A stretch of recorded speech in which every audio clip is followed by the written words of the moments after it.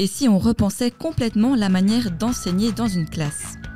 Aujourd'hui, dans le podcast L'heure de fourche, on parle de la flexiclass avec une professeure de français qui a osé le changement.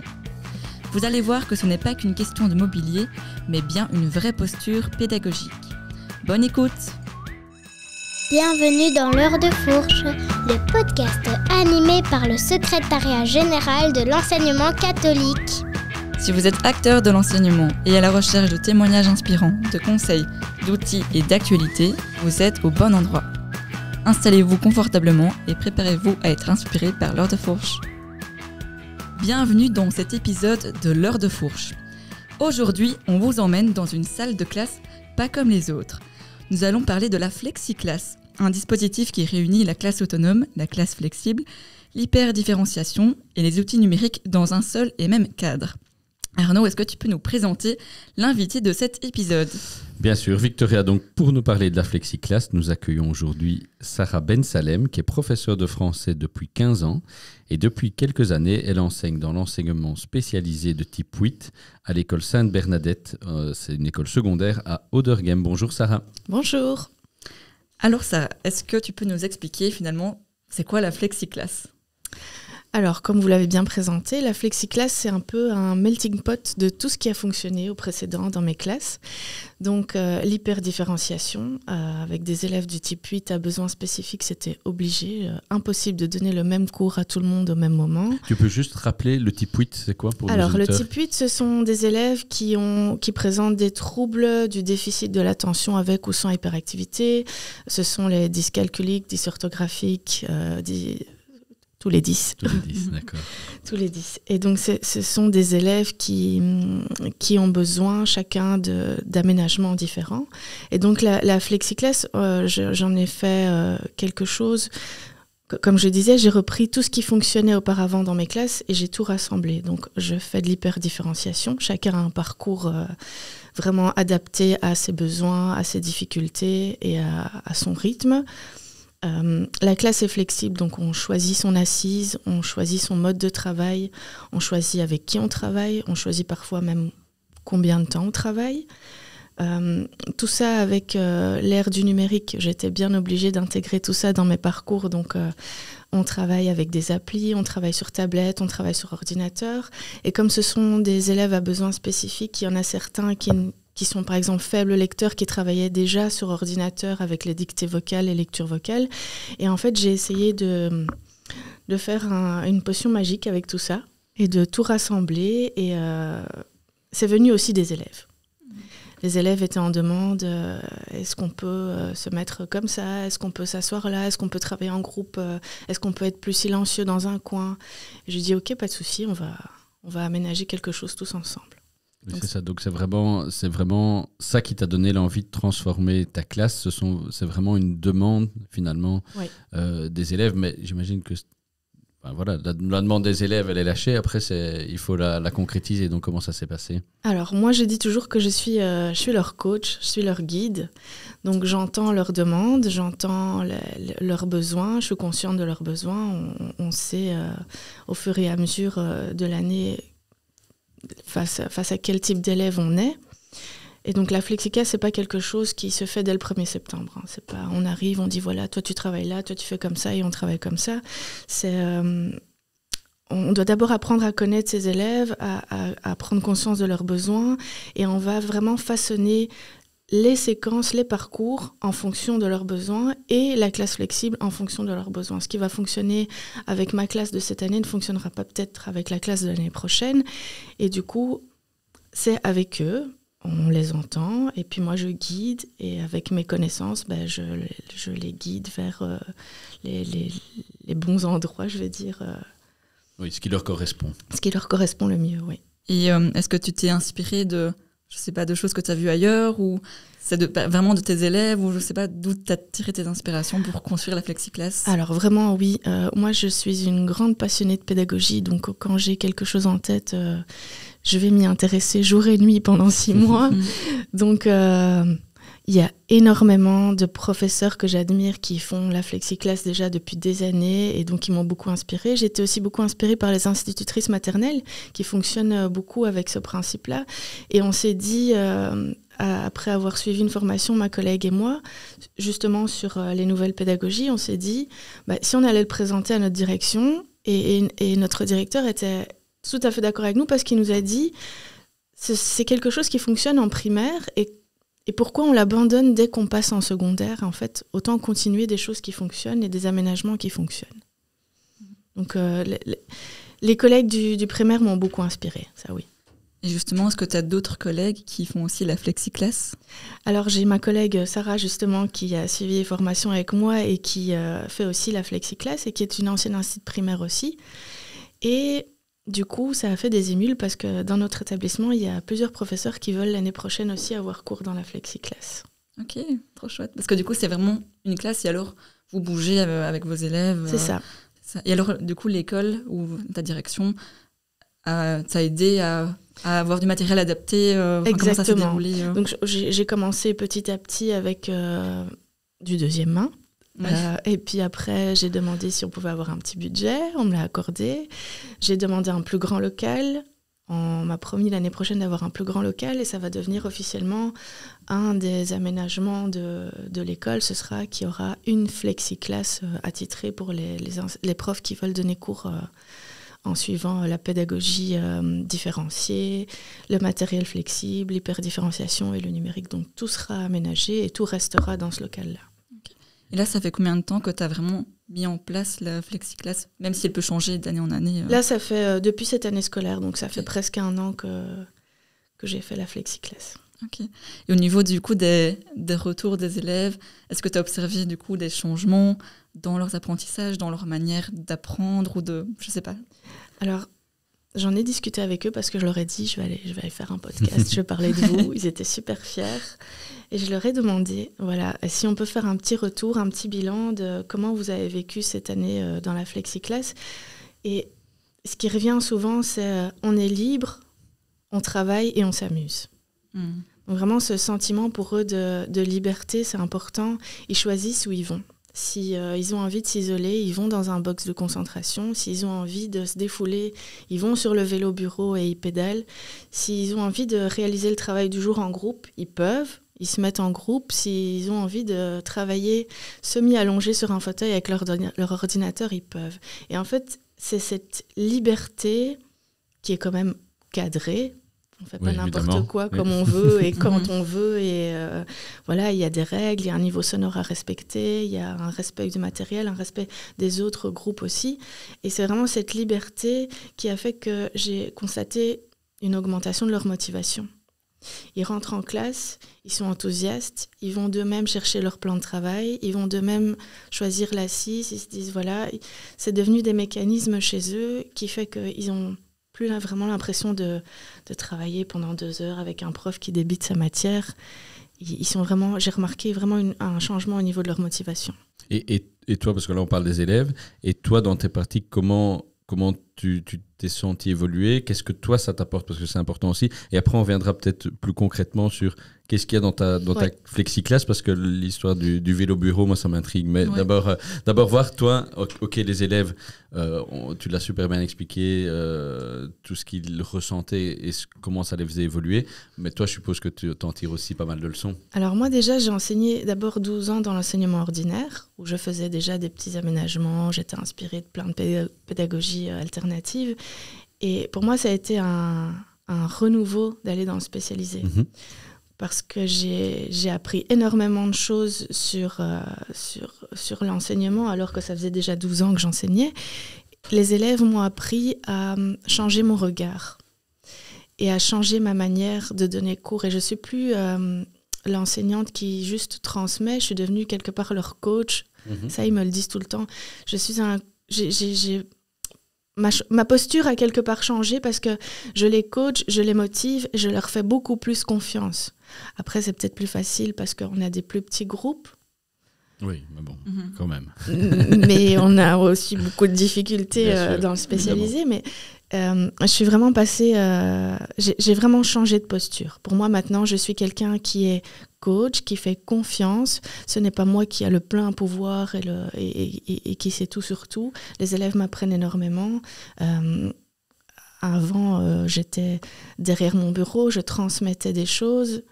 Bon, je circulais quand même dans ma classe, mais maintenant, je suis vraiment le coach personnel de toutes mes équipes. Mais c'est ça, et la flexiclass t'aide là-dedans. Exactement. De pouvoir aller vraiment plus de différencier, et on peut faire, comme tu disais, oui. On peut faire une classe flexible dans un tout petit espace, avec très peu de moyens, comme on peut faire un truc génial dans une big class. Mais moi, par exemple, cette année, j'ai fait la classe flexible dans un container. Parce qu'on manque de place dans notre école, il va y avoir des travaux dans pas longtemps.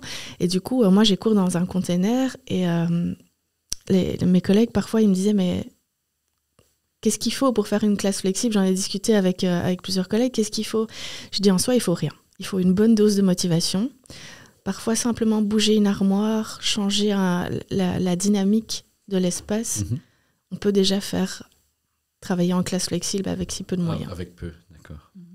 Et justement, par rapport du coup à ta classe, si moi je rentre dans la classe flexible maintenant, qu'est-ce que je vois ? Oui, il faut que les auditeurs se sentent dans ta classe. Visualise l'espace. Alors, on voit beaucoup de couleurs parce que les zones sont définies par des couleurs. Il y a, je peux peut-être vous expliquer toutes les zones qu'il y a. Oui. Il y a, donc quand on rentre à gauche, il y a une zone, on appelle la zone silence, la zone calme, où il y a des box de concentration et des casques anti-bruit. Ça, c'est pour les élèves qui veulent travailler dans cette zone-là.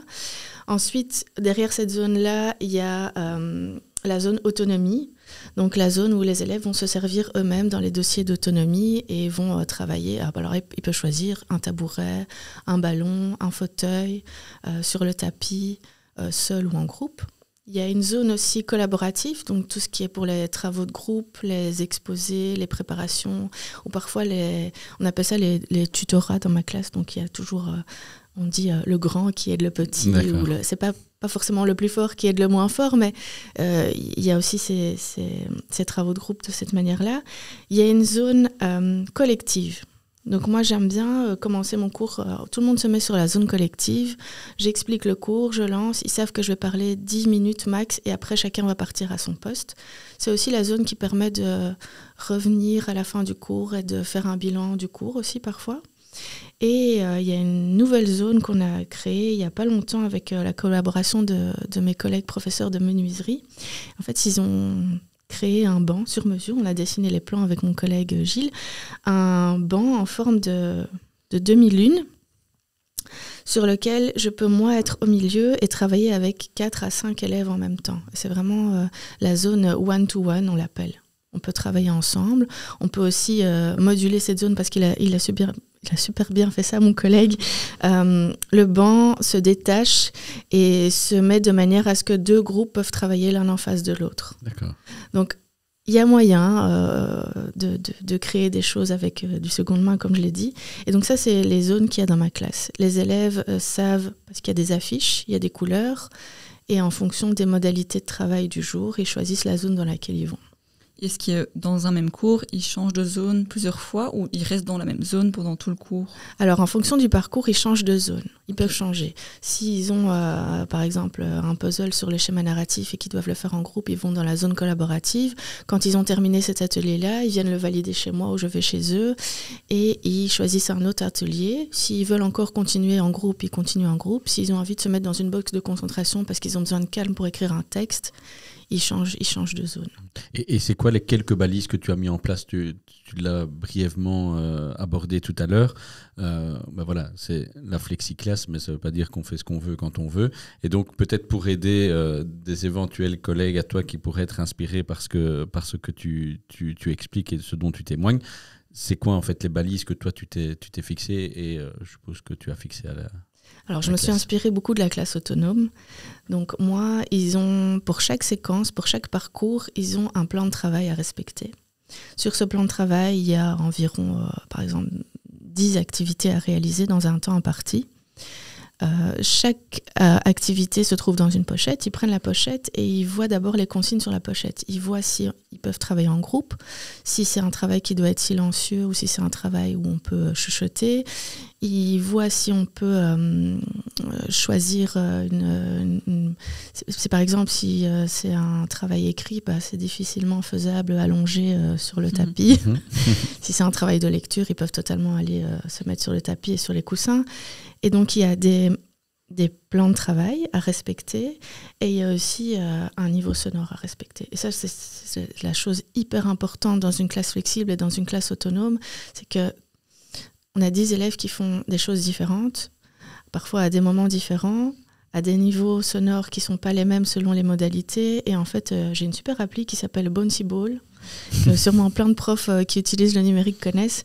Donc, je la mets sur mon TBI, c'est des boules qui se baladent sur l'écran et en fonction du niveau sonore, les boules s'agitent ou se calment. Et les élèves voient visuellement, et il y a une alerte sonore aussi, que quand il y a trop d'agitation, il faut un peu redescendre. Et, ouais. On mettra dans le descriptif de l'épisode peut-être l'application, parce que si elle est peut-être connue, peut-être qu'il y en a d'autres qui seront très contents de pouvoir la télécharger. Et ce qu'on a aussi, c'est des modérateurs de bruit. Donc à chaque cours, on désigne ou je désigne un modérateur qui a pour charge de vérifier que tout le monde respecte bien et il peut passer, baisser un petit peu le ton parce que là on s'entend plus. Et puis moi je suis là aussi. C'est ça. Donc il y a une responsabilisation aussi de chacun et donc au final collective. Oui, et mon but c'est vraiment de les rendre autonomes. C'est des élèves qui au fil du temps, je les ai vus progresser énormément, ils savent gérer un parcours tout seuls, ils savent aller chercher ce qu'ils ont besoin, ils savent trouver de l'aide par eux-mêmes aussi, avec tous les outils qui sont mis à leur disposition. Et ça pour moi c'était super important Mon objectif, c'est pas forcément de leur apprendre des règles de grammaire et d'orthographe. Mon objectif, c'est de les rendre autonomes et responsables pour leur vie future et pouvoir se dépatouiller d'une situation problème et de pouvoir gérer eux-mêmes les frustrations, trouver des solutions. Et je trouve que la classe flexible, ça leur donne une telle responsabilité au niveau des modalités qu'ils sont quelque part obligés de remplir le contrat s'ils veulent aboutir à quelque chose. Et ça, je l'ai remarqué tout au long de l'année. J'avais des élèves assez dissipés, assez éparpillés, et en leur donnant les bons outils, les bons parcours, le bon niveau pour lui montrer qu'il peut progresser et s'intéresser à quelque chose qui l'intéressait peut-être pas à la base, j'ai remarqué une grande progression chez eux. Et est-ce que selon toi, du coup, le modèle de la flexiclass peut s'adapter à tous les cours et tous les niveaux ? Alors pour moi, oui. C'est possible de la primaire à la fin du secondaire, que ce soit dans le spécialisé ou l'ordinaire, vraiment avec des élèves de plus faible niveau ou des élèves plus ou moins, j'aime pas dire ça, mais qui ont plus ou moins de difficultés, voilà. Et à tous les cours. Il y a vraiment moyen d'adapter. Ça demande plus de travail en amont parce qu'on prépare des parcours qui sont vraiment hyper différenciés. Parfois, sur un parcours, j'ai 5-6 niveaux différents pour une activité, donc ça demande du travail. Mais après, ça leur laisse une marge énorme en termes de progression. Et du coup, quel conseil tu donnerais à un collègue ou une collègue qui voudrait se lancer dans la flexiclass dans une autre école, par exemple ? Déjà écouter notre podcast. Merci pour la pub. Se renseigner, s'informer. Si on est un peu réticent, pourquoi pas aller voir dans les flexiclass. Moi, ma classe, elle est ouverte, aux portes ouvertes. Il y a plein d'enseignantes qui le font. Aller voir, aller poser des questions aux élèves aussi. Moi, c'est eux qui ont porté ce projet. C'est eux qui m'ont donné envie de révolutionner un petit espace. Et Internet est notre meilleur ami. Hein. Moi, je dis toujours, quand on veut trouver quelque chose. Et honnêtement, il ne faut pas avoir peur de se lancer. Et s'il y a des choses qui ne fonctionnent pas, on les adapte et on fera mieux la prochaine fois. Je me suis trompée sur une zone que je pensais être utile et j'ai vu que ça ne fonctionnait pas avec mes élèves et j'ai abandonné. Et on a acheté un vélo bureau à la place. Ah voilà, le vélo bureau. Mais oui, c'est ça. Donc il faut oser et de fait, en fonction, et tu l'as bien dit aussi plus tôt, en fonction des élèves aussi, il y a des choses qui vont fonctionner, des choses qui vont moins fonctionner. Et voilà, il faut pas Il ne faut pas s'arrêter à la première. Oui, et parfois on passe des heures. C'est ça, on passe des heures à préparer une activité en se disant oui, avec cet outil numérique-là, ça va être super chouette et on va faire ça de telle et telle manière. Et puis on se rend compte que ça floppe totalement et on s'adapte, quoi. C'est l'enseignement. Et si tu devais du coup résumer la FlexiClass en 3 mots, ce serait lesquels ? Alors pour moi, c'est bouger, parler et manipuler. Ça, c'est vraiment... on bouge, on parle, on manipule. Et tout ça, ça fait un apprentissage. Merci en tout cas, Sarah, pour cet échange qui était vraiment très, très chouette, qui nous a permis de mieux comprendre ce qu'était la FlexiClass et surtout qu'elle était possible aussi en secondaire. Parce que parfois, au-delà des idées reçues, c'était important de le souligner. C'est super intéressant et on espère que ton témoignage va en inspirer beaucoup d'autres, notamment les professeurs et les directions qui nous écoutent. Merci beaucoup, Sarah. Merci beaucoup. Merci beaucoup. Merci d'avoir écouté l'heure de fourche. N'oubliez pas de vous abonner pour ne manquer aucun épisode. Et si ce sujet vous parle, n'hésitez pas à partager cet épisode avec vos collègues. Suivez-nous sur nos réseaux sociaux CEGEC Enseignement Catholique sur Facebook et LinkedIn et c'est l'heure de fourche sur Instagram. Eh bien, merci en tout cas à nos auditeurs de nous avoir écoutés pendant cette saison 2. On se retrouve en septembre pour la saison 3 de l'heure de fourche. À bientôt. À bientôt. Avant de nous séparer, rejoignez-nous sur les réseaux sociaux en cherchant CEGEC Enseignement Catholique ou l'heure de fourche podcast sur Instagram. Partagez ce podcast et n'oubliez pas de laisser votre avis sur votre plateforme d'écoute préférée. Merci pour votre écoute et à bientôt.